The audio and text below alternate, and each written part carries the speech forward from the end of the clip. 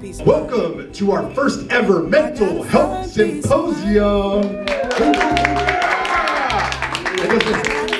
It's very rare that you meet people that have their intellect similar to size as their brawn. This person most definitely meets that. Please make some noise for Mark1 Mod0, our despicable sophisticate. Let's see. All right. Welcome, everybody. Oof. All right. God, I don't want to come up here like a professor or anything like that. I haven't spoken in a long time. I got all the excuses in the world. But this is for mental illness. This is for TBI. This is for PTSD. My particular experience was, I was in the military. I was a SEAL. I graduated all my SEAL training, a few days before the first 9/11. So, it's just, this is personal to me because I'm going through this at this time. And you know how, as we get older, you start to try and figure out how it's going to end up. I can't stand up straight anymore. It hurts. I can't pick up my kid because my back is blown out, or my, shoulders, whatever. And all of these things are happening. And so, what does my end state look like? How long before I can't stand anymore? How long before, livers give out? Or, and in this, it's your brain, your status, your thoughts. We've been through so much. You're stuck in your head going, wait a second, why am I here? I may be standing here and all of a sudden I'll lose it. We were talking before. Traumatic brain injury, PTSD, and you've also got, what's it, where you lose your frickin' mind because you're old. Dementia and stuff like that. So, forgetting something in another room. Why am I in this room? Meeting somebody, forgetting their name, but that exacerbates. It starts becoming every few minutes you'll forget something. And that's because of these things. There's TBI, traumatic brain injury, and you hear PTSD come along with it. And TBI is the physicality of the injury that's to your brain. And for me, it was explosives, it was combative training, to whereas, you're learning how to fight, you got these things on and you're whacking the living shit out of each other. And, it's not uncommon to have somebody just kind of crumble right there and lose consciousness. And this was, 9/11 happened, we had to go to our teams, and then it was train, deploy, train, deploy, train, deploy. And it's explosives trainings, combatives training, vehicle, you're crashing cars, you're choking each other out, learning how the best way to choke somebody out and we do it to each other. So you're learning how to do it with effortless specificity. But the thing is, they ask you when you go to the doctor, have you ever been unconscious, lost? And yes. From explosives, I was a breacher, I was an explosives expert, in the hallway, right here, putting explosives on doors. You step back just a couple feet, and that thing just goes wham! Inside of a house, or, wherever you're doing it. There's blast waves and there's so many different things going on, and they're bouncing off of walls and stuff like that. And it could be the third guy back, but the front guy's there. If you could see an explosive, it can see you.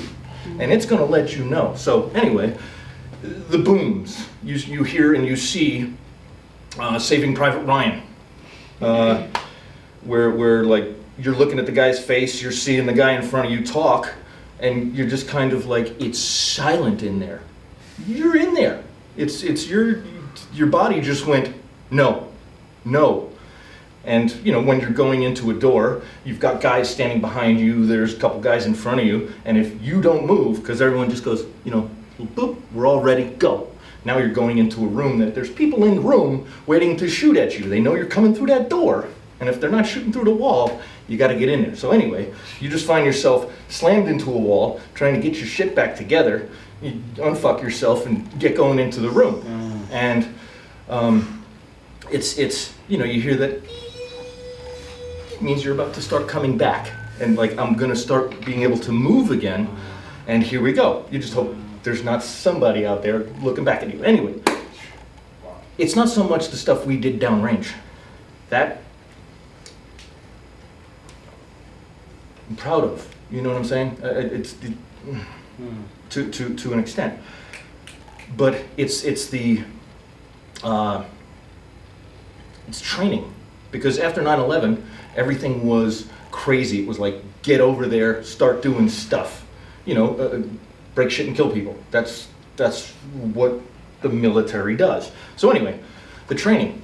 We're out there training as new guys and stuff like that, doing explosives and combatives and just getting everything going. And when they ask you, have you ever been, knocked out or unconscious and stuff like that? Yes, by the thousands. Mm-hmm. And okay, so there's that. There's the physical, then there's the mental, the spiritual, and things like the memory. And where does this end? And then you come back here, and we all know that the society. I hate politics. Mm-hmm. I hate them all. Because the guy who says he's on your side is the one that's going to betray you. Yep.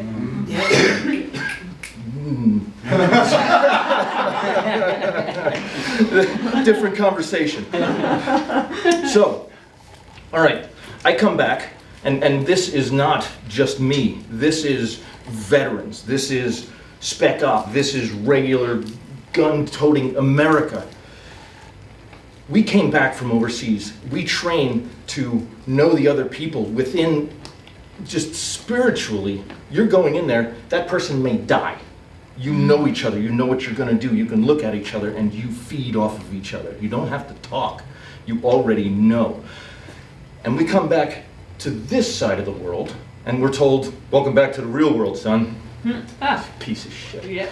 So, and then, in the past bunch of years, whatever politics you got, we've snatched defeat from the jaws of victory to come back and have our politicians surrender what most of my adult life has been toward, where they give everything back, the friends that have died, all that type of stuff lends into like a moral type of dissonance. And with the memory and stuff like that, your family is the most important thing. I don't know sometimes whether I left the thing on, the heater or the cooking range, or I left the car door open and the car running out in the parking lot. I brought in pizzas. I'm like, oh, all right, it's my daughter's birthday. What the fuck? And then all of a sudden it's like, hey, there's a, oh shit, that was me. Everybody in the room, just, and the wife and all that type of stuff. You've got these issues and they keep just pinging on you. It's basic stuff. Everything starts going. And being the person that's in me, I hold myself to a standard, have held myself to a standard, to whereas like now, I feel like I'm that old decrepit bastard who can't think anything. It's like, when am I gonna not be able to wipe my ass? Mm-hmm. And you're in it, and you see other people with little tics and with little things, damages, abuses from when they were young, and you can see it.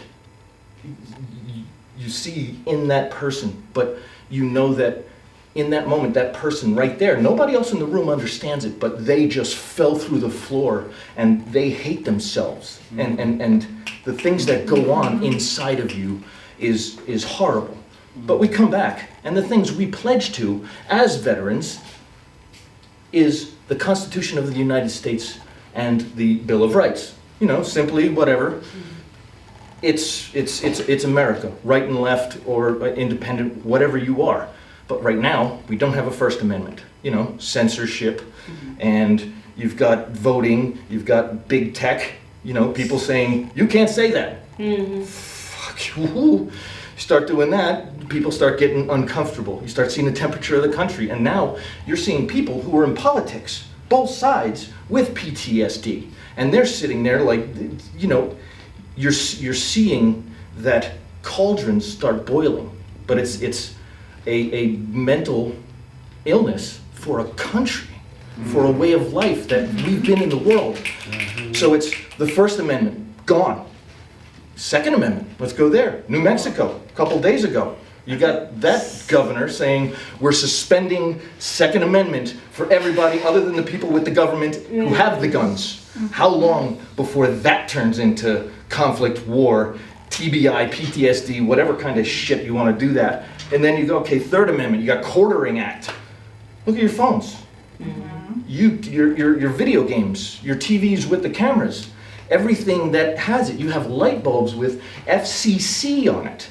Yeah. They communicate to things. That means it's talking to something. That's right. And there's things I can't speak of here, and how you surveil these things and people. But it's always with you. You're taking, the Quartering Act was the third because it's bad. Having the government in your house. Now you've got, two-tier justice system.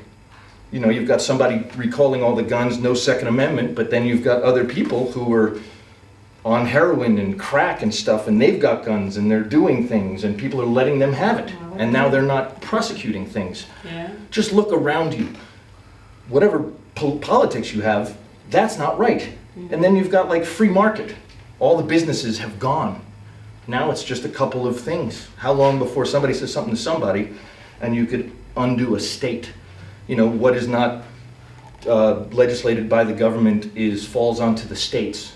So, in essence, we're all on our way towards PTSD, post-traumatic stress disorder. It's traumatic when you don't have the reality you thought you ever had. And start understanding mental illness. It's very important because most everybody listening to this already has it because of what you see doesn't match with the things you know should be. And that's the dissonance. Your reality and what you perceive it to be aren't the same. So, you guys need to look at yourselves. Where are you hurting? How do you have PTSD or TBI? Look at sports, look at veterans, look at people who bang their heads into things. Anyway, thank you. I appreciate it. This was just spitball, and I left my notes somewhere on the way here with my wallet and stuff like that. So, welcome to my world. Anyway, thank you. More sophisticated.